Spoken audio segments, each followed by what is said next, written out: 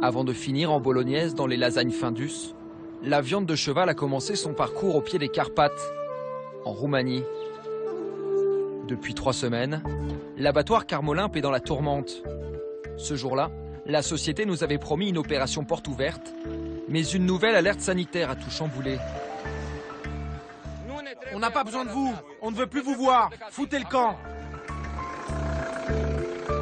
La seule carcasse que nous verrons, ce sont ces sacs de viande dans une voiture banalisée. Les enquêteurs sont de retour dans les locaux. Les salariés sont sur les nerfs.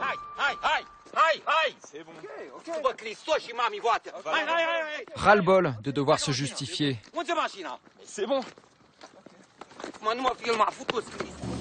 Comment du cheval roumain peut devenir du bœuf dans nos assiettes?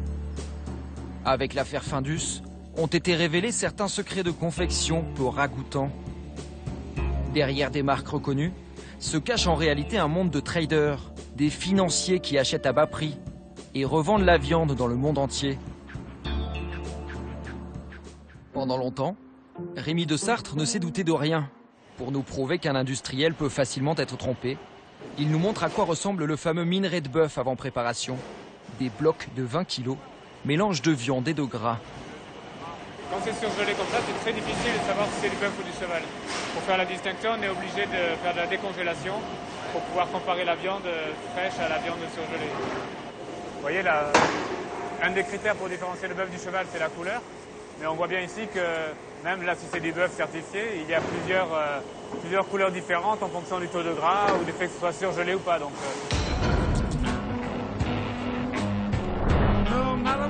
Austin, Texas, dernier acte de la saga Armstrong. Aujourd'hui, fini la belle histoire, les victoires, le cancer, la résurrection. Le héros est devenu le dopé, son visage, celui d'un tricheur. Yes or no? Was one of those banned substances EPO? Yes. Did you ever blood dope or use blood transfusions to enhance your cycling performance? Yes. Yes or no? In all 7 of your Tour de France victories, did you ever take banned substances or blood dope? Yes. C'est la première fois que Tyler Hamilton s'exprime à la télévision française.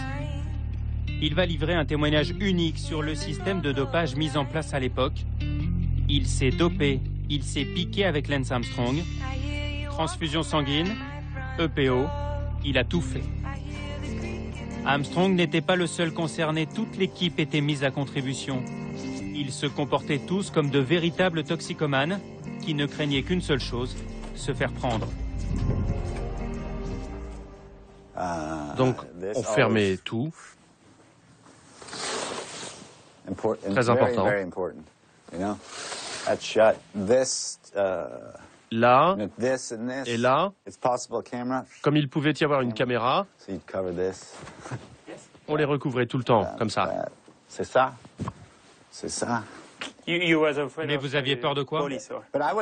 Mais c'était pas moi qui m'en occupais. C'était les médecins, ou Johan Brunel.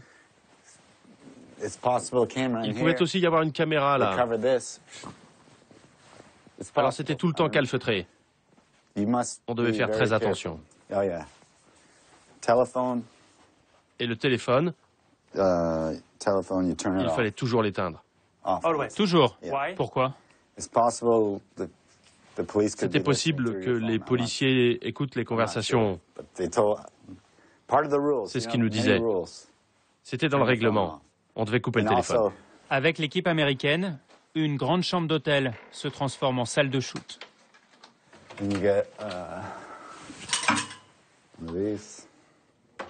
Tu prends ça. Intéressant, non? Ils enlevaient ça, comme ça. C'est ça. C'est ça. C'est ça. Alors ils mettaient la poche de sang ici, et le tuyau descendait comme ça. Combien de temps ça durait? 20 minutes. Et qui faisait les transfusions? Les médecins. 20 minutes pour se réinjecter son propre sang. 20 minutes pour devenir un mutant. Du sang neuf pour avoir plus d'oxygène, plus d'endurance. Les transfusions sanguines, interdites et indécelables, sont considérées comme le meilleur dopage à l'époque. Et ses jambes qui tournent, Bernard, ses jambes qui tournent toujours si vite dans les montées. Qu'est-ce qu'il est impressionnant dans ce virage à gauche.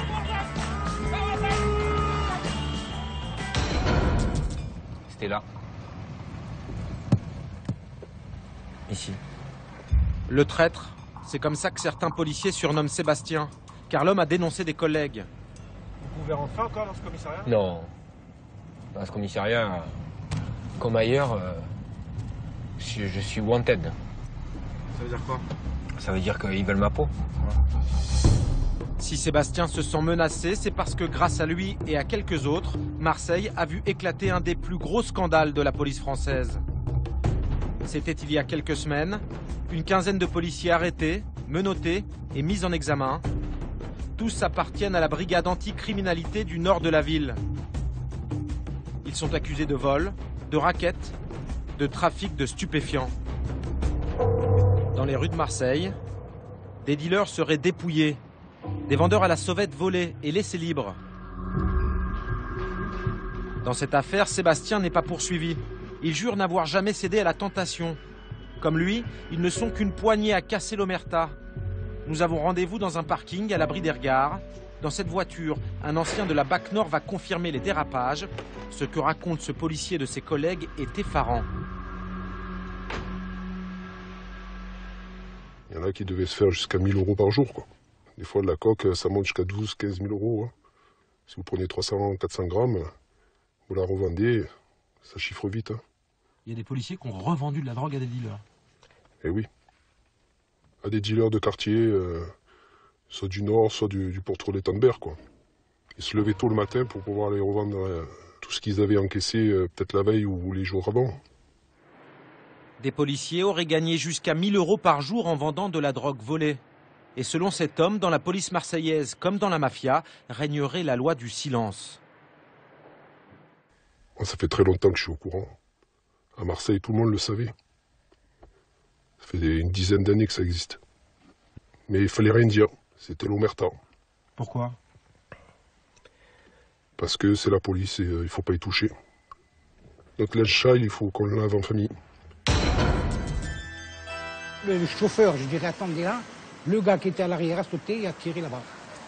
Oui, à la voiture. Je l'ai vu quand il est sorti avec son revolver. Je l'ai vu courir et tirer. J'ai entendu les détonations, moi. Quand il a tiré, c'était de sang-froid, ça, vous en êtes sûr? Ah oui. Quand il est descendu, il n'était pas descendu pour lui toucher la main. Hein. Il est descendu pour l'assassiner, je dirais. Hein. En plein jour, et sous l'œil des caméras, le tueur tire 9 balles de gros calibre, dont 5 en pleine tête, avant de prendre la fuite. En Corse, l'onde de choc est considérable, l'incompréhension totale. Cette fois, le défunt n'est pas un membre de la pègre, mais l'un des avocats les plus respectés de l'île, Antoine Solacaro, 63 ans. 16 règlements de compte depuis le début de l'année, une série noire que rien ne semble arrêter. Sur l'île, plus personne ne comprend qui tue qui, ni pourquoi. Jacques Fieschi a lui aussi failli être assassiné. Dans les années 90, il était au cœur de la guerre qui déchirait les différents clans nationalistes. Une nuit, on a tiré dans la chambre de ses enfants. Le lit était là, donc mes enfants dormaient là. La balle a ricoché sur la tringle de rideau, qui était là, et s'est logée là, dans le montant de l'armoire. Une balle qui s'est logée à 10 cm à côté de mes enfants, ça donne froid dans le dos, mais de toute façon, je savais d'où ça venait, et bon, il faut faire avec, hein. Jacques refusera de s'engager dans la spirale de la vengeance. Pourtant, à l'époque déjà, un meurtre en Corse en appelait souvent un autre. Comme on dit chez nous, c'est chiamere risponde. Un qui appelle, l'autre qui répond. Hein. Tous ces assassinats-là, ces dernières années, c'est de la vengeance? C'est de la vengeance ou de l'intérêt. Il n'y a pas que de la vengeance. Il y a aussi, on tue quelqu'un pour faire place libre et pour prendre le pouvoir. Je n'ai pas, monsieur le député, je n'ai jamais eu de compte à l'étranger, ni maintenant, ni avant. Avant d'être pris la main dans le sac, Jérôme Cahuzac a-t-il bénéficié de négligence ou de complicité? Des enquêtes ont-elles été étouffées? Tous les clignotants étaient au rouge et habituellement, pour beaucoup moins que ça, l'administration prend une décision, donne une suite à l'affaire. D'autres signaux auraient pu alerter. Mais Hollande et son gouvernement donnent l'impression d'avoir tout fait pour se voiler la face. C'est en tout cas ce que prétend un témoin capital de l'affaire Cahuzac. À Genève, nous avons rendez-vous avec un banquier qui connaît très bien le dossier. Un ancien de l'agence Rail, là où Cahuzac a caché son argent après UBS. Pierre Condamin-Gerbier, l'homme qui a fait basculer l'enquête. Selon lui, le mystère Cahuzac a été protégé, car il y a en Suisse d'autres secrets bien gardés, d'autres comptes cachés d'hommes politiques français. Si je m'en arrête simplement aux situations pour lesquelles j'ai une totale certitude de mon témoignage, on parle d'une poignée, d'une petite dizaine de situations. Maintenant... Dizaine quoi, de personnalités politiques possédant des actifs non déclarés en Suisse ou dans d'autres places que la Suisse. Des personnalités politiques connues? Pour certaines, tout à fait connues, oui. Au gouvernement? Ayant été ou appartenant à un gouvernement. Tenu aujourd'hui au secret bancaire, Pierre Condamin-Gerbier n'exclut pas à l'avenir de livrer publiquement les noms. Il dit vouloir faire la guerre à une hypocrisie très française. Si je résume ce que vous dites, parmi les gens qui aujourd'hui condamnent publiquement Jérôme Cahuzac, il y a des gens qui ont aussi de l'argent caché en Suisse. Absolument. Et vous en êtes certain? J'en suis certain. Vous avez des preuves? J'ai des yeux, j'ai des oreilles. Maintenant, ça craint, hein. Que ce soit bon, à droite ou à gauche, quoi. Bon, on peut plus faire confiance. Et le mot que tout le monde dit, tous pourris, bon, tout le monde le dit. Je l'entends ce matin encore. Hein. La présidente du Front National a entamé une tournée des petites villes de France. Ce matin, elle est en visite pour soutenir son poulain dans le fief de Jérôme Cahuzac, à Villeneuve-sur-Lot.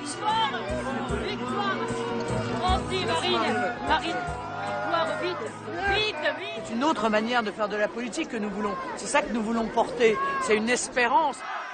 Un message qui a touché Pascal Aubergne. À 33 ans, il vient de prendre sa carte au parti. C'est la dernière catégorie des nouvelles recrues du FN. Les oubliés, comme les appelle Marine Le Pen. Pascal, lui, est sans emploi depuis 4 ans. Au RSA, il touche 420 € par mois. Impossible de payer un loyer, alors pour le moment, il vit ici. C'est la maison de mon grand-père, j'y habitais, quoi, il me dépannait. Mais voilà, ça va être vendu et je vais devoir m'installer chez mon autre grand-mère maternelle à Marmande. Ses grands-parents, eux aussi, rognent sur tout. Ils lui prêtent la maison, mais ont dû couper l'eau et le chauffage. Pascal dort dans le salon, sur un canapé. En fait, le Front National, c'est un programme de gauche, quoi, qui propose. Ils se préoccupent des ouvriers, tout ça. La gauche, elle s'en fout, quoi, du monde ouvrier. Du monde des artisans. Du monde des petits travailleurs? Voilà, des petits. Les gens ne se sentent plus représentés par la gauche. Par contre, ils se sentent représentés par le Front National. Donc pour moi, voilà, le Front National, c'est la gauche d'autrefois, quoi. Il y a... Comme Pascal, 4 Français sur 10 font confiance à Marine Le Pen pour sortir le pays de la crise. Le FN a promis des scores records pour 2014.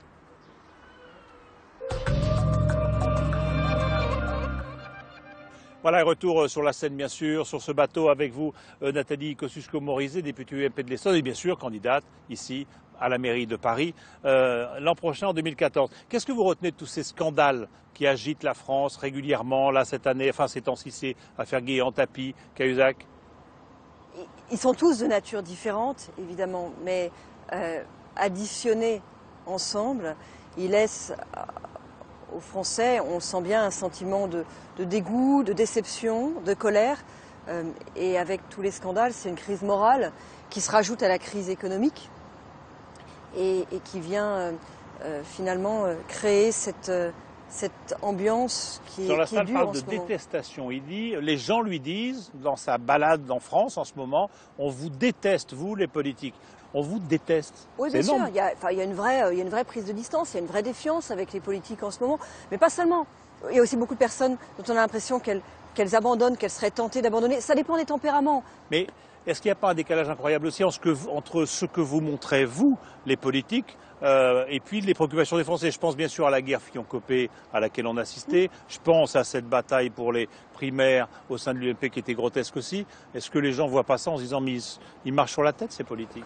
D'abord, je ne partage pas votre sentiment sur la primaire de l'UMP parce que moi je pense que c'est toujours mieux de demander l'avis aux électeurs et que c'est au contraire une façon... Ils ont tellement le sentiment que les politiques sont à distance, que les politiques s'organisent dans un espèce d'entre-soi, la commission d'investiture, les états-majors qui négocient entre eux, le sortant qui choisit son successeur, que leur donner le choix de manière transparente, moi je pense que c'est une façon plutôt de faire un premier pas vers la réconciliation. Les urnes à peine ouvertes, c'était déjà le grand drame, ça n'allait pas, etc. La vraie réconciliation, elle est quand les politiques font la démonstration de leur utilité, tout simplement.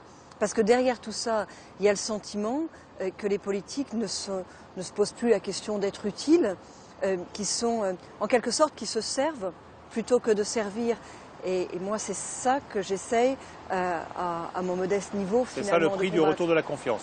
Ah bien sûr. Je crois qu'il y a, je vous dis plus précisément, je crois qu'il y a deux choses à faire pour faire revenir la confiance. D'abord, la démonstration de l'utilité du politique. Moi, par exemple, je suis désespérée en ce moment de voir qu'à l'Assemblée nationale, on discute de textes de loi qui sont sans rapport avec les priorités des Français. Par exemple, le problème du Grand Paris tel qu'il va être débattu à l'Assemblée nationale, c'est que c'est une nouvelle structure avec tous les frais d'administration, avec tous les frais de communication, avec tous les frais de structure, tous les frais administratifs. Et finalement, je pense que nos concitoyens voient une distance terrible entre ce genre de choses-là et leurs soucis du quotidien qui, à Paris, sont la sécurité, l'emploi, la fiscalité. Vous parlez de Paris. On dit souvent que Paris, c'est la droite la plus bête du monde. Je dis ça parce que Bertrand Delanoë dit qu'il retrouve autour de vous tous les classiques de l'UMP, pour pas dire du RPR, de l'époque Tibéri. Il dit la droite n'a pas beaucoup changé. Et effectivement, c'est la pire du monde. Des classiques à gauche, à Paris et ailleurs. On en voit beaucoup. On en a vu d'ailleurs un certain nombre dans votre reportage tout à l'heure, que la gauche balaye dans son propre jardin. Moi, ce que je veux proposer aux Parisiennes et aux Parisiens, c'est pas le retour de quelque chose qui est passé. C'est pas non plus d'ailleurs la critique systématique des dernières années. C'est pas ça. Ce qui est fait. C'est voies sur berge, par exemple, l'aménager, etc. Moi, ce que je veux proposer, c'est d'aller de l'avant. Et vous dites quoi? Delanoë, tout est acheté ou il y a quand même des choses pas mal? Les Vélib, ces voies sur berge, cet aménagement, ce Paris-Plage. Pour un budget de 8 milliards d'euros par an. 8 milliards d'euros par an, le budget de la ville de Paris. Heureusement qu'il y a des choses qui ont été faites. Dites, pour 8 milliards d'euros par an, heureusement qu'il y a des places de crèche en plus. Heureusement qu'il y a quelques aménagements qui ont été faits. Heureusement qu'avec ce prix-là, on a pu payer quelques architectes. Mais la question que je pose aux Parisiennes et aux Parisiens... et se battre contre l'automobile, la question que je pose aux Parisiennes et aux Parisiens... Ça doit vous plaire. Si vous trouvez que tout va bien, si vous trouvez qu'il n'y a pas de problème de sécurité, si vous trouvez qu'il n'y a pas de problème d'activité, si vous trouvez qu'il n'y a pas une jeunesse qui a envie aujourd'hui de s'expatrier parce qu'elle a l'impression que c'est ailleurs que ça se passe, si vous trouvez qu'il n'y a pas de problème dans votre quotidien, si vous trouvez que 40% d'augmentation d'impôts en 12 ans, c'est pas trop, à ce moment-là, ne changez rien. Mais si vous pensez qu'il y a bien quelques problèmes et qu'on peut ensemble y trouver des solutions, venez en parler.